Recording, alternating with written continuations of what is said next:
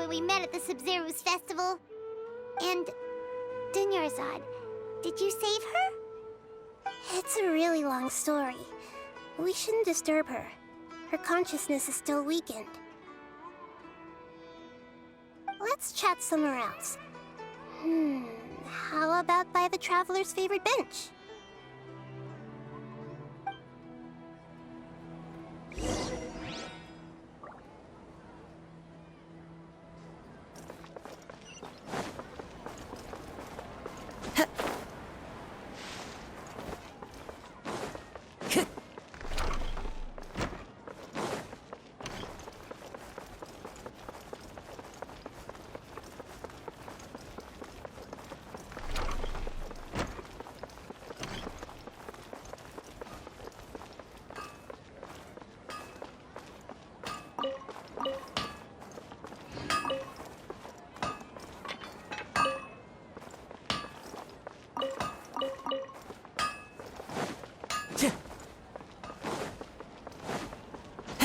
Follow the wind.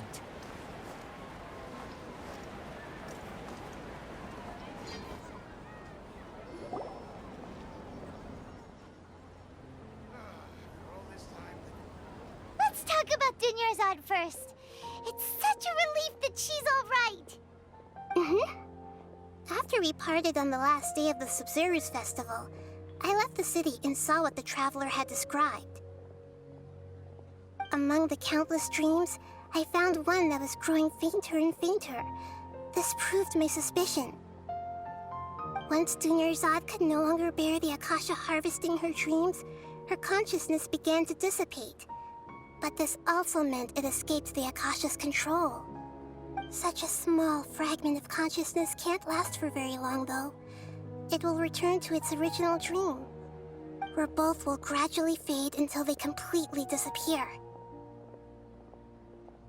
I used all the power I had to keep her dying dream alive as long as possible, but it still wouldn't have lasted for much longer if it hadn't been for you two breaking the samsara. So it looks like we did manage to save Dunyarzad in the end. And not a moment too soon.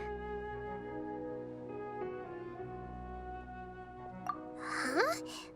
Why are you two smiling so happily? I thought you'd be so moved that you'd start crying. I need to spend more time observing human emotions. Both are fine. Everyone reacts differently. All right. You two must have a lot of other questions for me, right? After all, you saved my faithful believer. As your reward, I will answer any and all questions. At the Avidia forest, there was this incense that made the Traveler fall unconscious and dream of a huge tree and a red sky. You also heard someone's voice, right? It said world and forget me.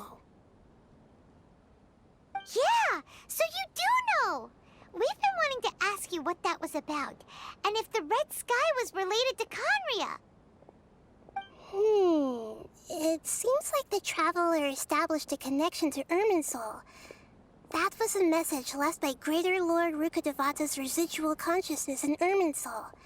Perhaps her last memory before she died.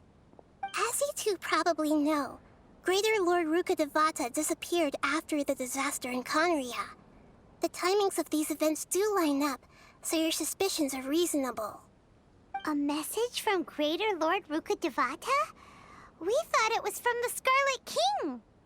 The Scarlet King? That god who died even longer ago? Some present-day desert dwellers still worship him. You probably just heard some of their conspiracies. Okay, so what does the message mean? I still haven't managed to decipher it. Even the Akasha isn't currently capable of doing that. Greater Lord Rukkhadevata's residual consciousness in Irminsul seems to be contaminated with something that has a very dangerous aura to it. Many devoted scholars go mad as soon as they connect their consciousness. I've warned the academia about this many times, but people still keep falling victim to it. But I believe this is the key to saving Irminsul. That's why I've kept trying to decipher it. So the tree in the vision was Irminsul?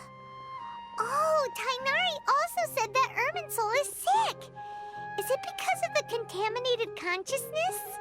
But even if you can't figure out what that vision was all about, it seems like our search for you was all in vain. The traveler wasn't affected after coming in contact with that consciousness.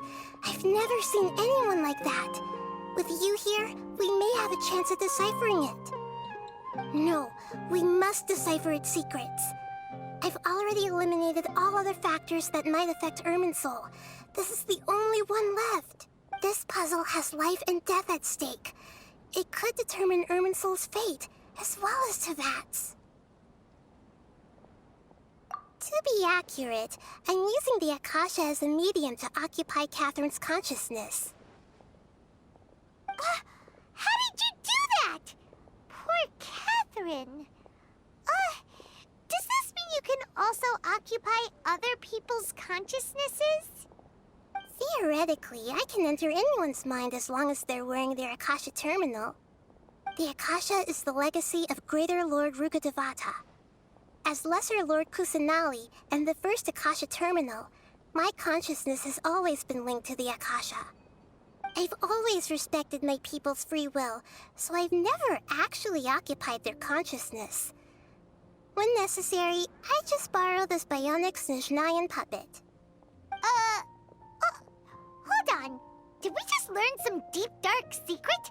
So Katheryne is... No wonder Paimon felt something was off about her. What about your own body? Why do you need to borrow other people's? Don't you live in the sanctuary of Surasthana? That story begins a long time ago. After Greater Lord Rukkhadevata disappeared, the sages found my newly born self and took me back to Sumeru. At that time, I was young and weak. The sages kept me in the sanctuary of Surasthana, ostensibly for the sake of protecting me. But I've hardly heard from them since. However, I do understand that they had hoped to find Greater Lord Rukkhadevata instead of me, a symbol of her passing. So, the sages basically put their new Archon under house arrest? How dare they! Why don't you teach them a lesson, Nahida? In some ways, they aren't wrong. Greater Lord Rukkhadevata was omniscient and omnipotent. Even after her death, the Akasha is still empowering this nation. And I'm still really far away from being able to call myself the God of Wisdom. Moreover, the Academia is also more proficient at governing this country. My existence has little meaning. Yeah, you got a lot of believers. Just look at the Sub-Zero's festival. Everyone who showed up truly loves you. Thank you for the kind words. But I honestly don't need physical freedom as long as I can connect my consciousness to the Akasha. Trying to find a way to save Irminsul is my life's mission and top priority. I will work on that, and try to live up to being a deity in the meantime. Every once in a while, I will also take up the duties of the God of Wisdom and enlighten a lost soul here and there. Doing all that should be enough. There's never been any big problems with the Academia's governance of Sumeru. This is the first time I've seen them step out of line. I wonder what caused them to go down this path, and what they hope to achieve. Even though the city's residents haven't noticed anything strange, if the Traveler hadn't broken the Sub-Zero samsara, the situation could have become dire. I tried to do some investigating in the Akasha, but I couldn't find anything suspicious. And all the people of interest seem to purposely avoid wearing their Akasha terminals. I think they're deliberately trying to hide something. Oh, that reminds Paimon. In Gandharvaville, there was a sage who had invited Tighnari to join some kind of project. Could it be related?